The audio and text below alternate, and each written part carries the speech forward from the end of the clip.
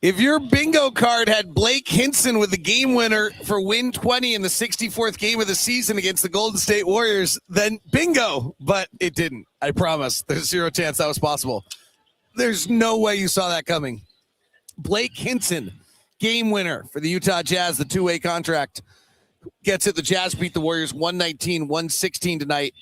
Jazz, lot to talk about here, but Jazz closed the night with Filipowski, Konchar, Cody Williams, Elijah Harkless, and Blake Hinson, and they were able to hold off the Warriors at the end. The game got tied twice. The Warriors couldn't break through at the end, then going for a 2-for-1 late to make sure they maximize their possession. And Blake Hinson aggressively pulled for three, said to us post-game, we were going 2-for-1. I wanted to take it. I got it. I took it, and the Jazz win it 119-116. That's got to be quite a thrill for him. Heck, game winners are really fun. I mean, you're proud of yourself. I mean, and the fact that he took it at the right time there too, as far as time on the clock. But the Jazz won every quarter except the fourth quarter, and then they end up making the big shot there at the end. I mean, really incredible box score. The Jazz have 8 guys in double figures. They have 29 assists tonight. 6 guys with 2 or more. One guy who did not score in double figures is John Konchar. He had 2 points, 10 rebounds, 3 assists, and 3 steals. I mean, that is a group effort right there. Everyone played over. Kevin Love played 15 minutes. Sheway played 19, and Keyonte played 24. Otherwise, everybody played over that. Elijah played 24 also. Look at Cody. And Cody went over 43 minutes 43 minutes. And was playing point guard. Pretty much he and Filipowski split the ball handling duties down the stretch. Yeah, and all of that's working for him. I mean, he needs that experience. I think from watching him tonight, David, a little more, he needs to get stronger, and obviously his shooting needs to improve. But I think when he gets stronger, because he drives to the basket, quite a bit, and slightest little bump throws him offline. Yeah. I think handle also we saw a few times. Both he and Elijah got going too fast, lost the balls. But I mean, they got put in heavy pressure, big moment situations tonight where they had to try to make plays, leading the offense. They're not going to be asked to do that very often. Those are big moments for him, for these guys to try to handle. And they handled it moderately. Hinson making the big shot, so they handled it well enough. But I mean, it certainly was a very difficult ask on some of these guys. I really like the way they're starting to look better for the most part. And that just shows me that they are, confidence is getting there. And, watching practice this morning, you can just, guys know that, okay, I'm starting tonight, so I have to be ready. And you just see it filter out here on the floor. Right. I think that, lots to talk about, a lot of different, what about the overall, just the game plan, their execution, their effort? I mean, I think Will Hardy's got to be very, very pleased with what he's getting out of this group. I don't think I missed something. What is wrong? No. Oh. I'm good. You're marking your stars. Yeah. Without a doubt, I mean, you can hear it in his voice when in the coaches meeting. Very seldom has anything bad to say about the players, but he does talk about the improvements that they're making. And I think as we are, media, broadcasters, we watch the games there as well. You appreciate him verifying some of the things that we see, in those players. Some of the stretches of this game I'm kind of running through in my head. One of the most important stretches of the game is Oscar Sheway took over the game for a little while. The G League kind of dominating, rebounding force, really, he was pretty monstrous there for a little while at 4 offensive rebounds.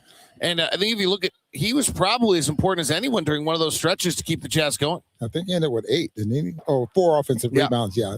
And it kind of surprises me at his size how he has a knack for going and getting rebounds. And I don't think there's been a ball game that he's been in this year that you wasn't impressed with the way he's rebounding among tall guys. He's had a hard time against tall guys. There just weren't that many tall guys tonight. Yeah. The Warriors just they didn't have Porzingis, they didn't have Horford, they didn't have their primary guy. So Quentin Post, who has not been a rotation player, was their starting center. I don't even know who their backup center really was tonight.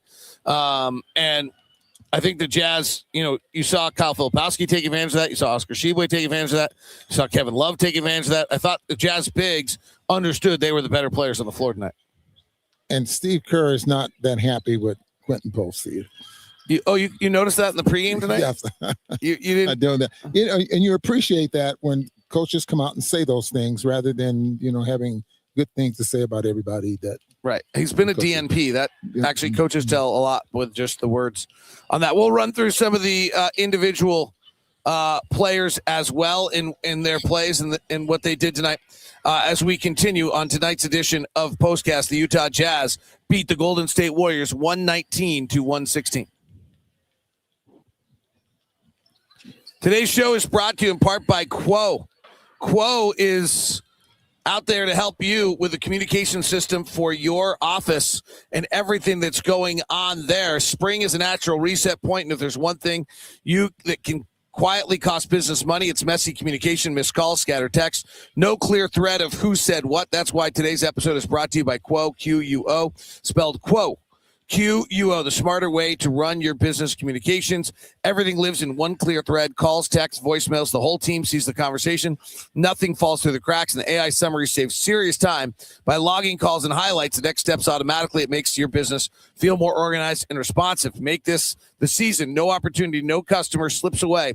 Try Quo for free and get 20% off your first 6 months at quo.com/LockedOnNBA. That's Quo, QUO.com/LockedOnNBA. No missed calls, no missed customers.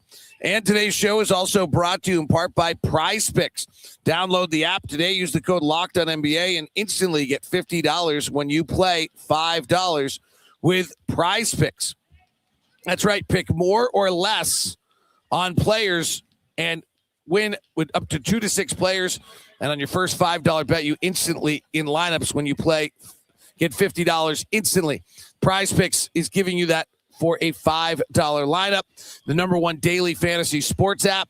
More or less on 2 or 6 stat projections. Build your lineups across a ton of sports, baseball, basketball, hockey, college, and the early payouts. If your player gets off to a hot start, you may have the option to cash out winnings before the game even finishes. Download the Prize Pick app. Today, use the code LOCKEDONNFL to get $50 in lineups. Use the code LOCKEDONNBA, too, to get $50 in lineups after you play your first $5 lineup. It is good to be right with Prize Picks. Prize Picks, promo code Locked On NBA. And today's show is brought to you in part by FanDuel. College basketball is heating up. All sorts of fun and excitement there. You can get into the game with college basketball nonstop. Big game, tight spreads, momentum swings every single night. From early tip-offs to late night West Coast shootouts, and now FanDuel is giving you a way to turn the energy into bigger potential wins with the college basketball parlay profit boost. Build any college hoop parlay you want, rivalry games, ranked matchups, mixed spreads, totals, all that you might. With a profit boost, you instantly bump your potential for payout. Go safe, go bold, ride with your team. You've been following all season. It's your parlay, your style now with more upside. Head to FanDuel.com to get started. That's FanDuel.com. FanDuel.com. Play your game.